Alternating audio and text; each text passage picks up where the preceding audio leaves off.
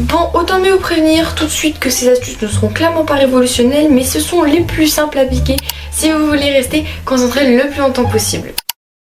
Hey la team, aujourd'hui on se retrouve dans une vidéo que je suis plutôt contente de faire. C'est quelque chose que je pense qu'on a tous besoin au deuxième trimestre, c'est de se concentrer, de rester focalisé sur quelque chose pendant pas mal de temps, surtout en classe et pendant qu'on fait nos devoirs. On a souvent des distractions, que ce soit notre pote à côté de nous, que ce soit notre téléphone quand on fait nos devoirs. Bref, aujourd'hui je vous révèle toutes mes astuces qui sont clairement extrêmement très simples, mais que je pense aussi utiles à rappeler de temps en temps. Let's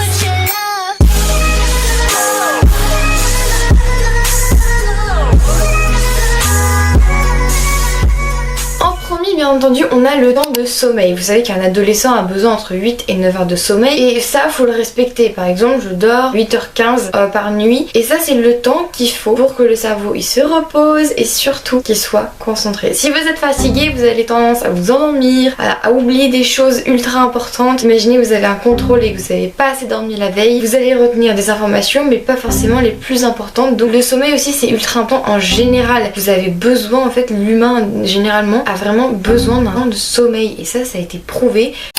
La deuxième chose, c'est une chose que beaucoup d'adolescents font. On le sait, le réveil, c'est notre téléphone. Il y a certaines personnes qui, dès qu'elles se réveillent, la première chose qu'elles font, c'est regarder leur téléphone. Alors imaginez ce scénario. Vous vous réveillez, vous ne prenez pas votre téléphone. Même si vous êtes levé un peu plus tôt, vous allez prendre votre déjeuner tranquillement, lire un livre, poireauter, enfin rester un peu dans votre lit, histoire de garder ce petit temps de plaisir dans vos chaud. Ça va vous directement vous mettre en phase concentration. Le téléphone, c'est quand même quelque chose d'assez addictif. Donc si vous l'utilisez déjà dès le sommeil, ça va vous emmener dans un cercle vicieux de flemmardise. Donc vous allez procrastiner et toute la journée, alors là la concentration c'est fichu. Je sais que moi j'ai essayé, par exemple ce lundi là, j'ai regardé mon téléphone dès que je me suis réveillée, j'avais une vidéo et tout ça, bref je m'ennuyais à mourir. Et du coup quand je suis arrivée en classe, j'arrivais pas à me concentrer parce que la seule chose que je voulais faire, écouter de la musique, aller dans la cour, regarder des vidéos YouTube que je voulais. Troisième chose à faire, pour les personnes qui ne déjeunent jamais le matin, vous pouvez au moins prendre un truc à boire, du lait, bref, vos vitamines aussi, c'est très important les vitamines. Mais vraiment ne partez pas avec le ventre parce qu'on connaît tous la petite fringale en plein milieu de matinée alors qu'il te reste 3 heures de cours à tenir. C'est un peu chaud. Bon, voir le petit snake, est-ce que c'est bien de grignoter dans la journée? Non. Essayez au moins de prendre, je sais pas, un verre de lait, un verre de jus d'orange, un truc qui va vous caler toute la matinée de cours parce qu'on sait qu'on dépense quand même pas mal de calories rien qu'entrant et en bougeant. Donc c'est pas mal quand même de prévoir de manger le matin. Prochaine astuce, elle est obligatoire.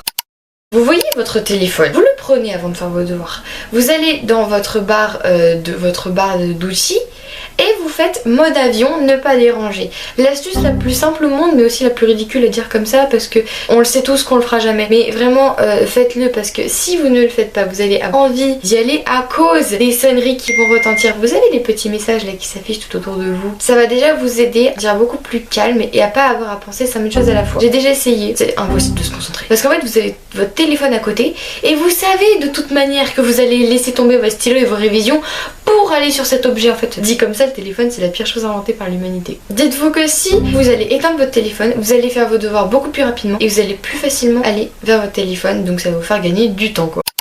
Je sais pas si c'est déjà arrivé à quelqu'un. En gros, en français, souvent, généralement, on nous demande de lire des livres pendant les vacances. Je sais qu'au premier trimestre, fallait lire un livre de Gaël Faye, machin truc, je vous mets la photo juste ici. Un truc, personnellement, je ne l'ai pas du tout aimé, hein, mais après, je vais celui-là. Et à un moment donné, en fait, j'avais fini le livre et ce que je fais après chaque lecture, c'est que je me dis, qu'est-ce que ça raconte? Et là, j'étais incapable, mais vraiment incapable de dire quoi que ce soit du livre. Il me restait quand même une semaine avant le contrôle.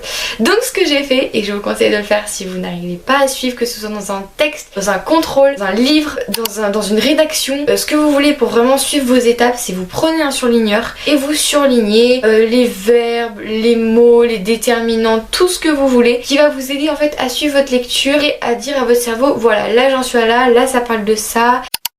Prochaine astuce, ça va être de la prise de notes. La prise de notes, pourquoi? Alors nous, on nous le reproche souvent en 24e et vraiment toute la 3e, on te dit prends des notes. Prends des notes, ça peut être aussi une manière pour toi de visualiser mieux le cours que le prof l'a écrit. Je sais que des fois, je comprends pas vraiment comment le prof il construit son cours et ses arguments. C'est pour ça qu'en fait, en même temps que je recopie, je garde la base qu'il a écrit, mais je mets avec mes propres mots et avec ma propre formulation. Attention, il faut quand même que ça veuille dire quelque chose, hein, parce que si ça veut rien dire, prendre des notes, vous pouvez vous mettre des dates, vous mettre des flèches, l'événement qui s'est produit. Vraiment, prenez des notes à votre façon.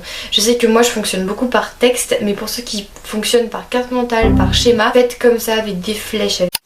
La dernière astuce, vraiment la dernière astuce, c'est peu importe que vous soyez en 3e, peu importe la classe que vous êtes, vous prenez des petites aides. Moi je sais que j'ai toujours mon anabrevet sur mon bureau quand je fais mes devoirs parce que je sais que ça m'aide à comprendre mieux les cours. Par exemple en français, là je vais dans les premières cases de français, j'avais fait ma propre fiche de révision pour le brevet parce que le brevet blanc c'est quand même dans 2 mois quoi.